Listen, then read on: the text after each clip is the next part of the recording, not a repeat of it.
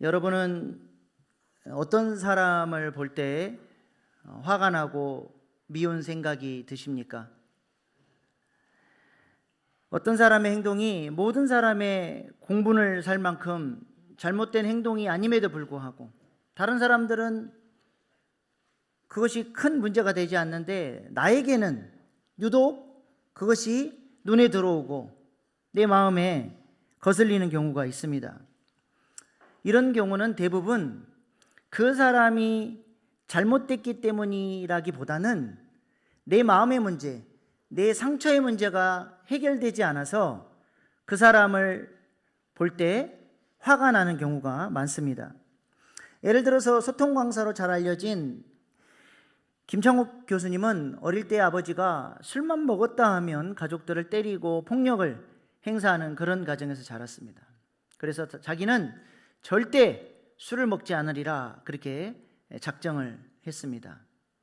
성인이 되고 대학생이 돼서 여자친구를 사귀었는데 이 여자친구가 하루는 술이 떡이 되도록 취해가지고 나타난 거예요.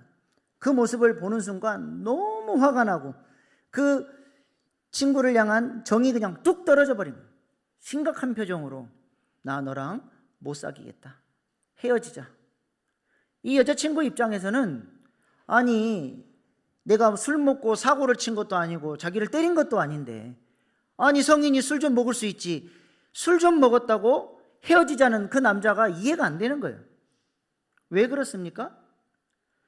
그 여자가 잘못된 게 아니라 김창욱 교수의 마음 안에 그 술에 대한 상처가 아버지에 대한 상처가 해결되어지지 않았기 때문에 그런 비슷한 장면만 봐도 견딜 수 없는 화가 올라오는 것입니다.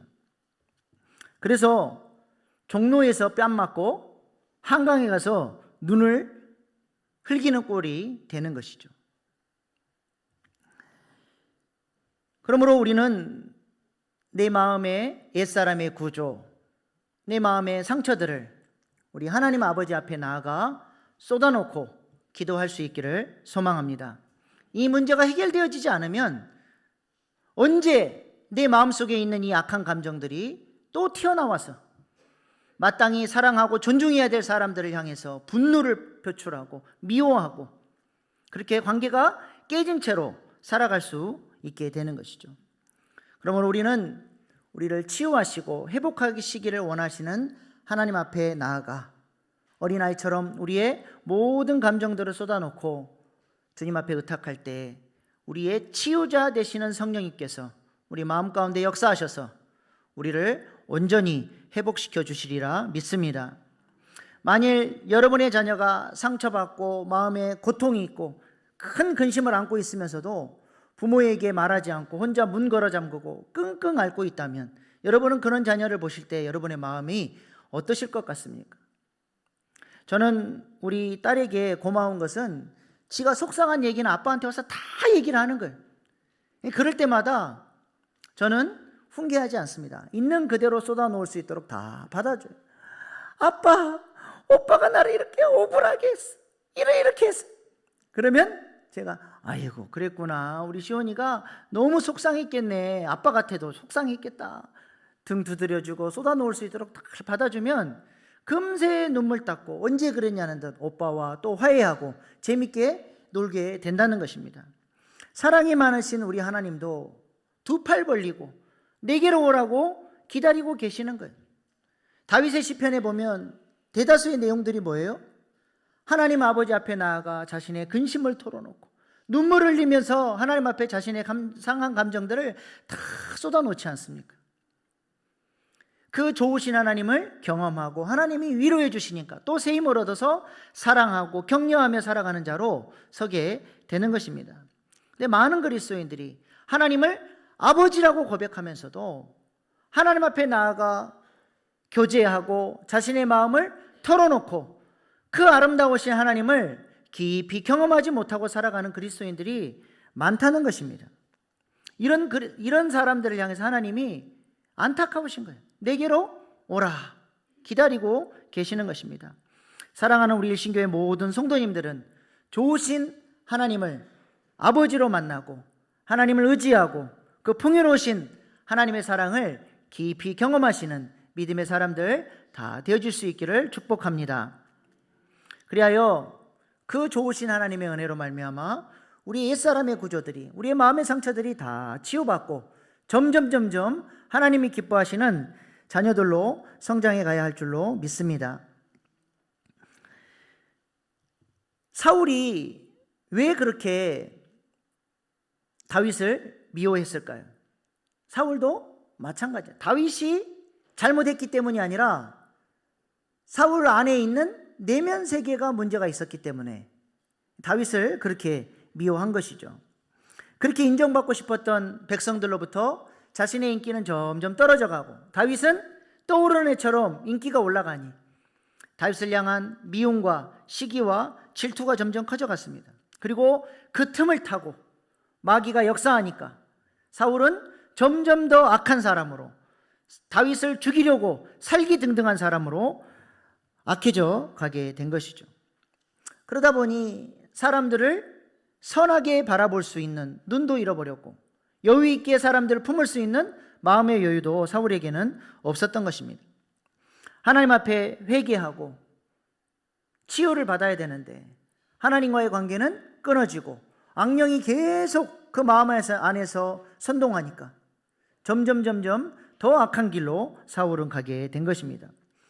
그래서 18장에서는 사울이 다윗을 3번 죽이려고 하는데 오늘 본문 말씀해 보니까 한술 더 떠서 4번씩이나 다윗을 죽이려고 합니다. 18장까지는 사울이 자신이 마음으로만 아무에게도 알리지 않고 다윗을 몰래 죽이려고 했는데 이제 18장부터는 노골적으로 자신의 신하들에게 다윗을 죽이라고 명령하며 다윗을 향한 살기를 드러내게 되죠. 오늘 본문 1절 말씀입니다. 우리 한번 같이 읽어보겠습니다. 시작.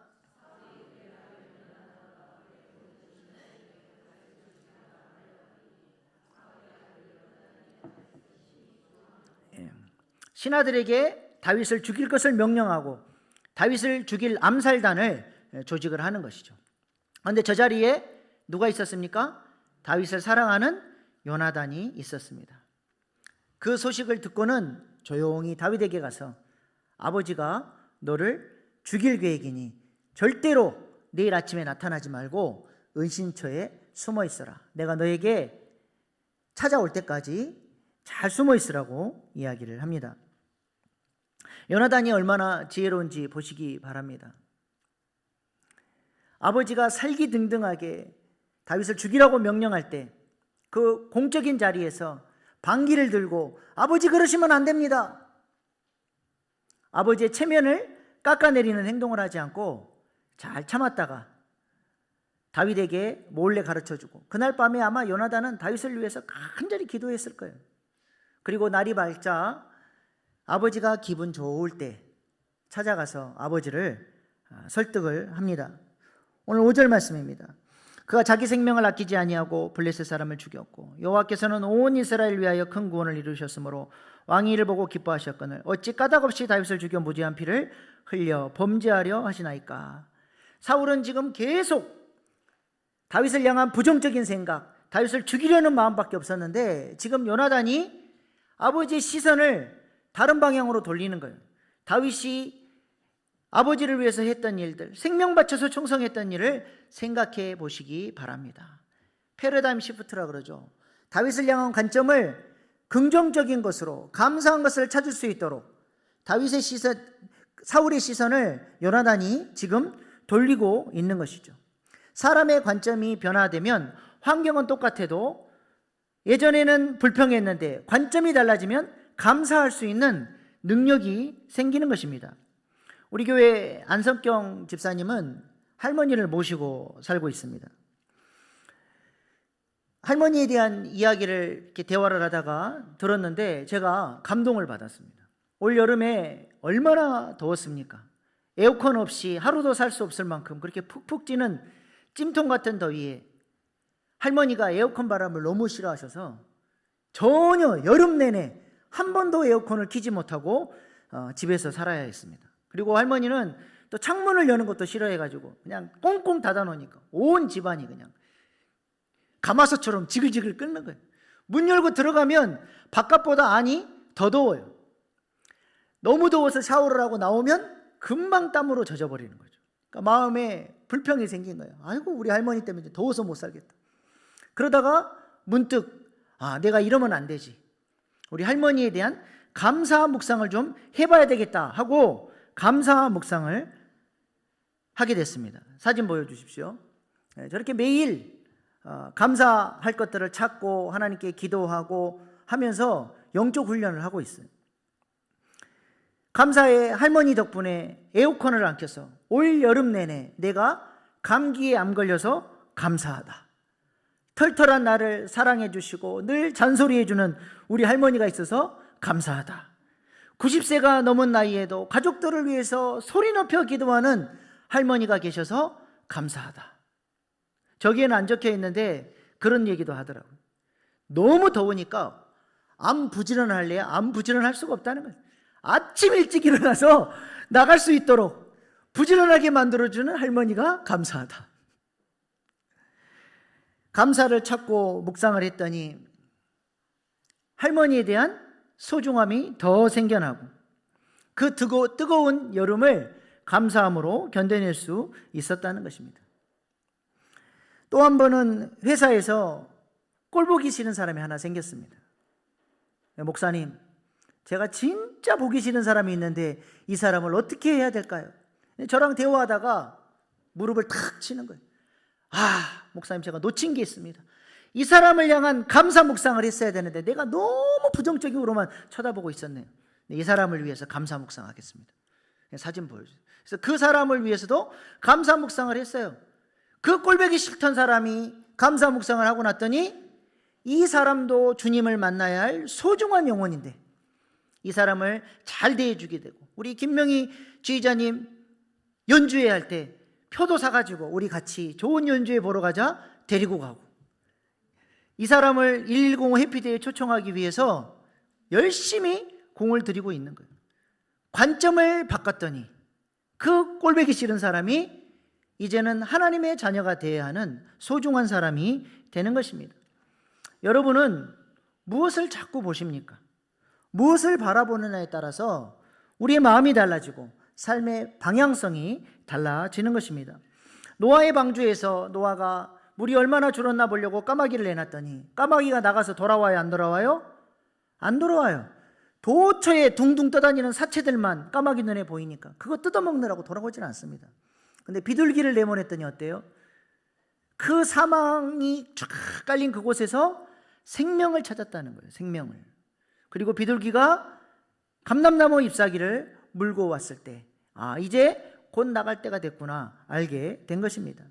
늘 매사에 까마귀처럼 부정적이고 안 좋은 것만 보고 불평하고 원망하고 비난하고 정죄하기를 좋아하는 사람이 있는가 반면에 비둘기처럼 좋은 점을 찾아서 격려하고 지지하고 칭찬하는 사람이 있다는 것입니다.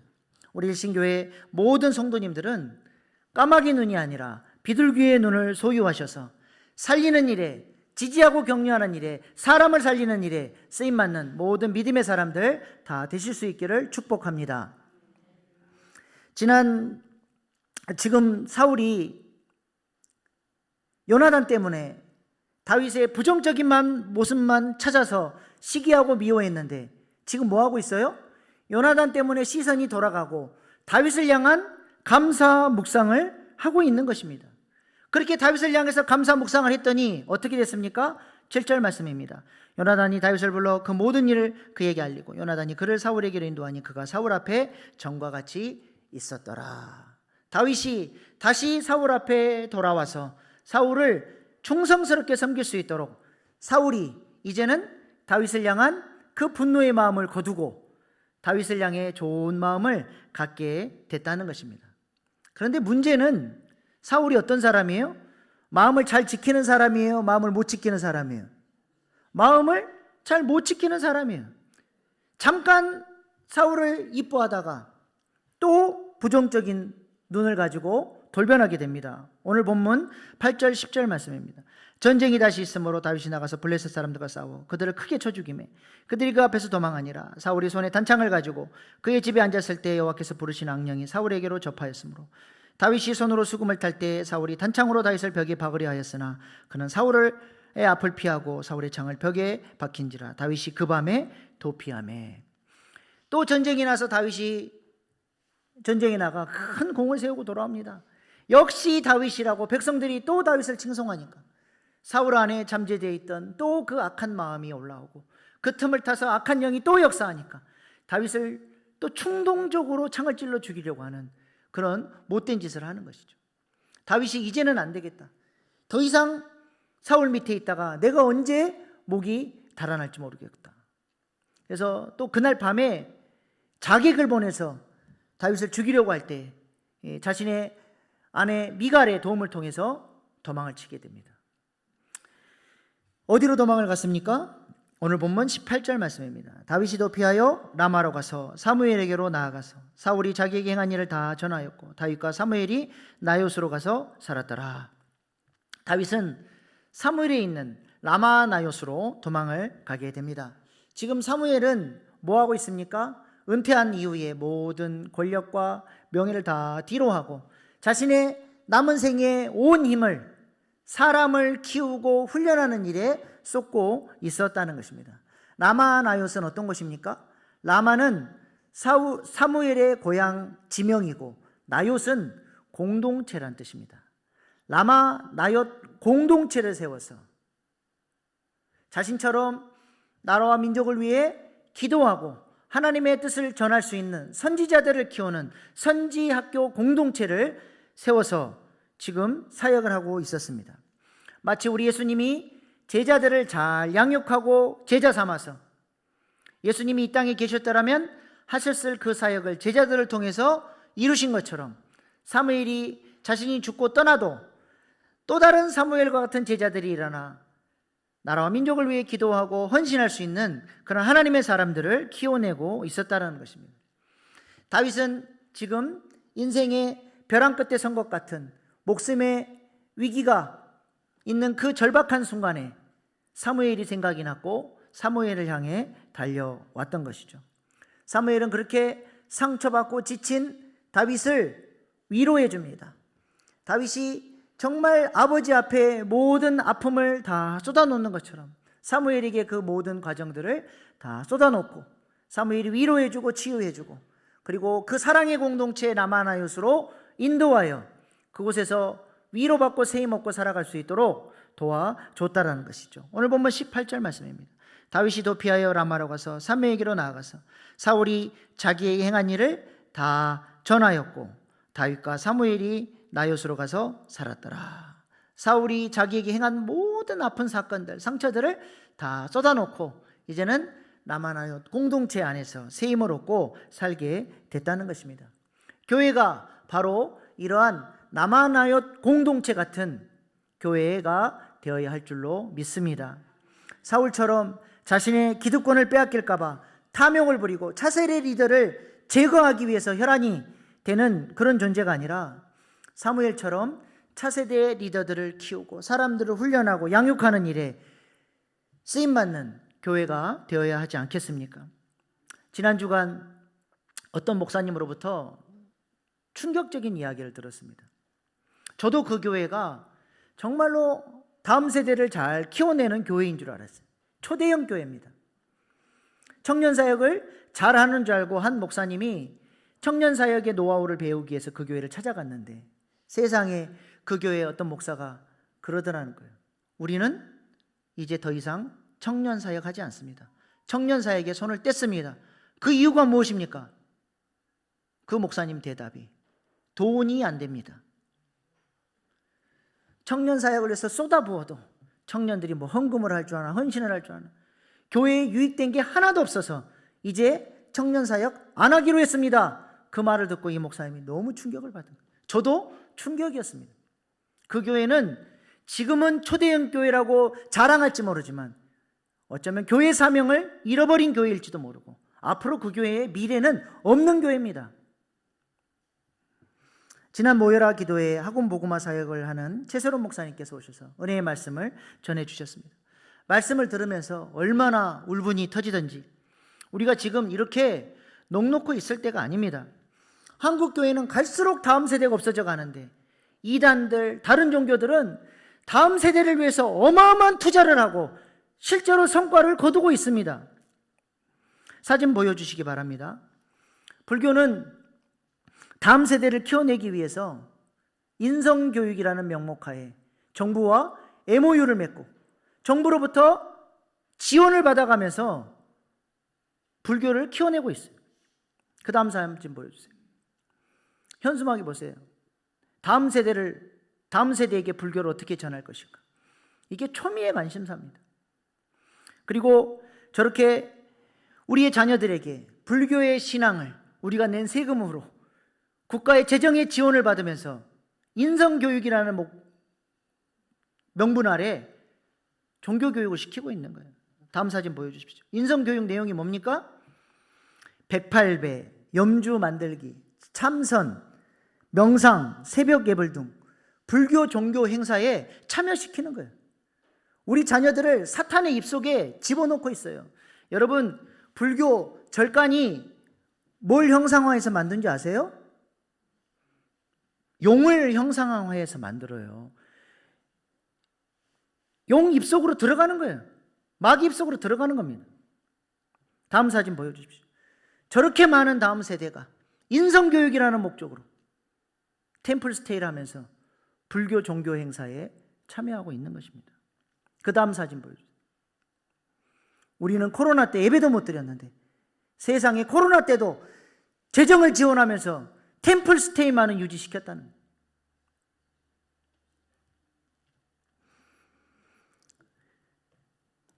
그렇게 지난 20년 동안 템플스테이를 경험했던 사람들의 숫자가 무려 600만 명에 달합니다. 600만 명.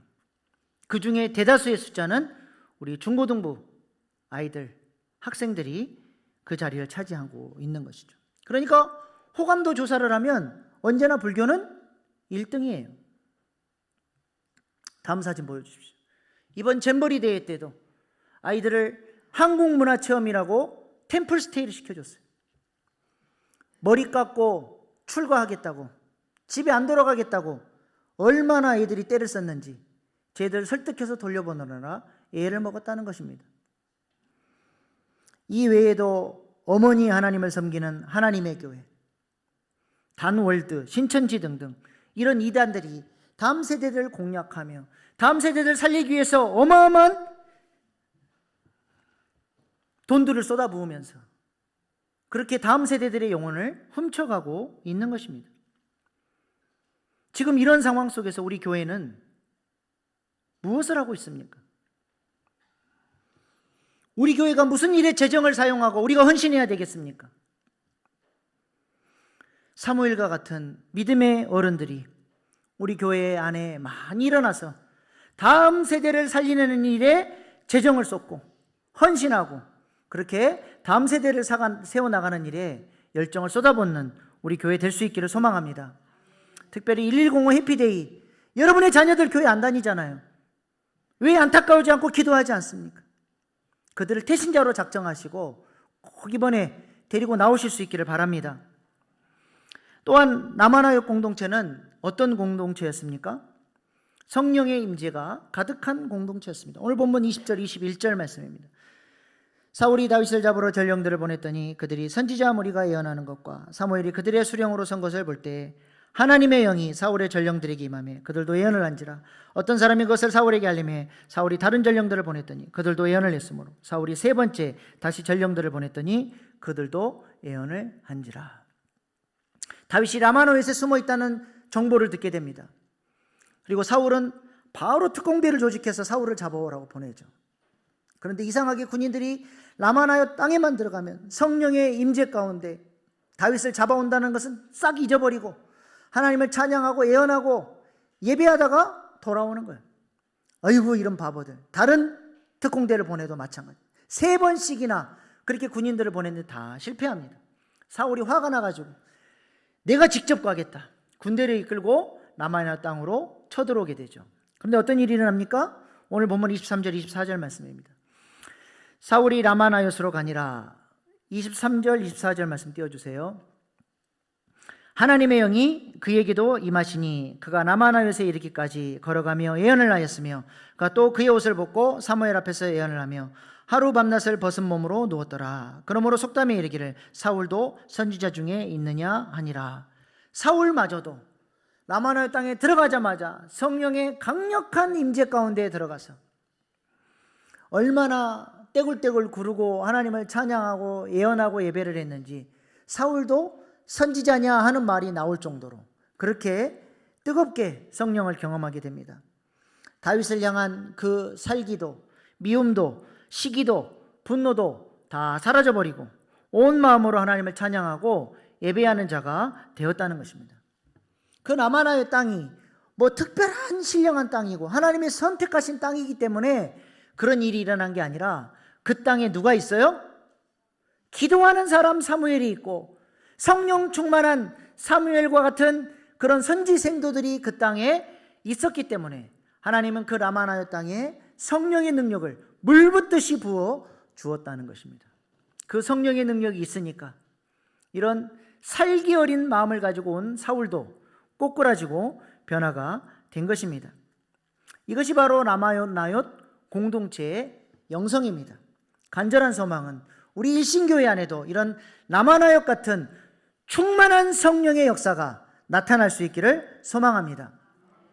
그래서 사울처럼 인생의 의미를 몰라서 방황하던 사람들이 이 성전뜰만 밟아도 마음이 울먹이고 성령의 따뜻한 임재를 경험하는 교회, 미움과 시기와 질투로 갈갈이 찢어진 상처의 마음을 가진 사람이 우리 교회 예배에 참여하였다가 치유하시고 회복하신 하나님의 놀라운 사랑을 경험하고 하나님을 찬양하며 간증하는 교회, 죄에 눌리고 종노릇하며 어둠 속에 헤매이던 영혼들이 우리 일신교회를 통해 빛 대신 예수님을 만나고 참되고 가치 있는 인생으로 살아가도록 돕는 교회, 이런 나마나요 같은 교회가 우리 일신교회 될 수 있기를 간절히 바랍니다.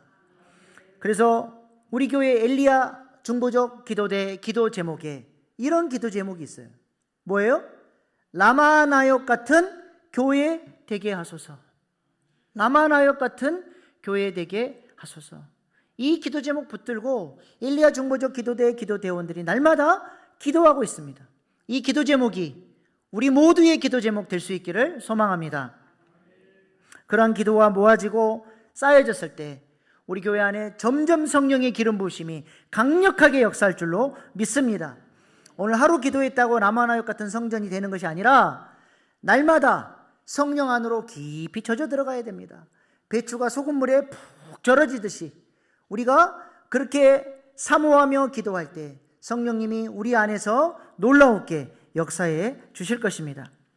우리 교회가 라마나요 같은 성전 되기 위해서 우리 일신교회 믿음의 선배들이 그렇게 일신교회를 위해서 눈물로 기도했던 것처럼 이제 우리도 여러분이 앉은 자리가 기도의 눈물로 적셔질 수 있도록 그 자리에 앉아서 몸된 교회를 위해서 눈물로 간절히 기도할 때 하나님은 우리의 기도를 받으시고 우리 교회도 라마나요 같은 교회로 세워주시리라 믿습니다. 그렇게 성령님이 역사할 때 사울같이 살기 등등한 사람도 변화되어지는 놀라운 역사가 나타나게 되는 것입니다. 이를 위해 한 가지 더 부탁드리는 것은 1105 해피데이를 위한 릴레이 기도에 동참해 주시기 바랍니다. 일주일에 1시간 영혼들을 얻기 위해서, 이 교회를 위해서, 1105 해피데이를 위해서 그렇게 우리가 한 마음으로 힘을 합쳐서 동역하며 기도할 때 두세 사람이 모이는 곳에 그렇게 하나된 공동체에 하나님의 역사가 나타나게 될 줄로 믿습니다. 나가시면서 꼭 릴레이 기도 신청란에 여러분의 아름다운 이름 석자를 기록해 주시고 우리가 마음을 모아 라마나요 같은 교회 되게 해달라고 기도하는 이번 한 주간 될 수 있기를 소망합니다. 기도하겠습니다.